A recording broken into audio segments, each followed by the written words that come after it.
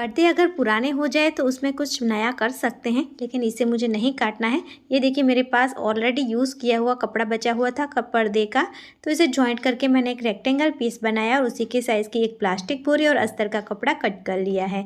अब देखिए इसका मेज़रमेंट दिखा दूँ तो लंबाई 31 इंच और 20 इंच इसकी चौड़ाई है। अब इसके अस्तर के कपड़े को हम हटा देंगे और प्लास्टिक बोरी और पर्दे के कपड़े को हम चारों ओर सिलाई करके जोड़ लेंगे। अब इसकी जो छोटी वाली साइड है वहाँ पर हमें जिप अटैच करनी है, तो इसी के साइज़ की एक हम जिप लेंगे। तो देखिए इसी के मेज़रमेंट की मैंने एक जिप ले ली है। अब पर्दे के कपड़े को सीधा रखेंगे, उसके ऊपर जिप को उल्टी रखेंगे और उसके ऊपर अस्तर के कपड़े को रखना है हमें इस तरीके से, और इन तीनों को जोड़ते हुए हम सिलाई कर लेंगे। इसके बाद देखिए इस तरीके से हम इसे पलटेंगे कपड़े को, तो जिप बाहर की तरफ आ जाएगी। अब जिप की सीधी साइड पर पर्दे का कपड़ा और रॉन्ग साइड पर फिर से अस्तर का कपड़ा रखेंगे और इन तीनों को भी हम सिल लेंगे। तो देखिए ये इस तरीके से मैंने सिल लिया है, तो ये इस तरीके से दिखेगा।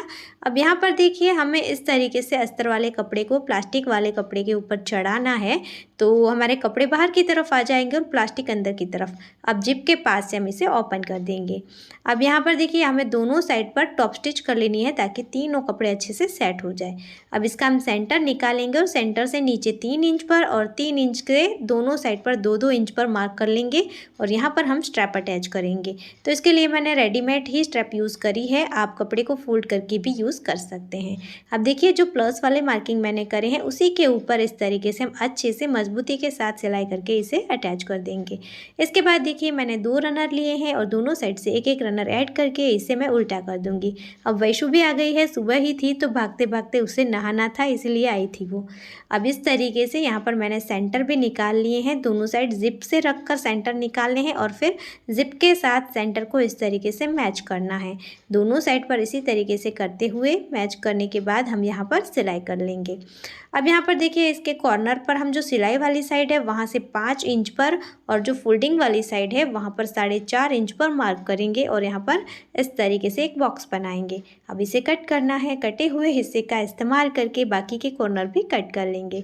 अब इस तरीके की एक छोटी सी स्ट्रिप लेंगे और यहाँ पर इसके जो रफ एजेस है उसे फिनिश करना है, तो इस तरीके से हम यहाँ पर स्ट्रिप को अटैच कर देंगे।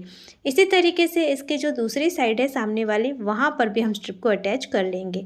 अब इसके कॉर्नर को इस तरीके से हम पकड़ेंगे, मोड़ेंगे और यहाँ पर सिलाई करेंगे। इसी तरीके से चारों कॉर्नर को कर लेना है और फिर जैसे हमने बीच में स्ट्रिप अटैच करी वैसे ही चारों कॉर्नर को फिनिश करना है।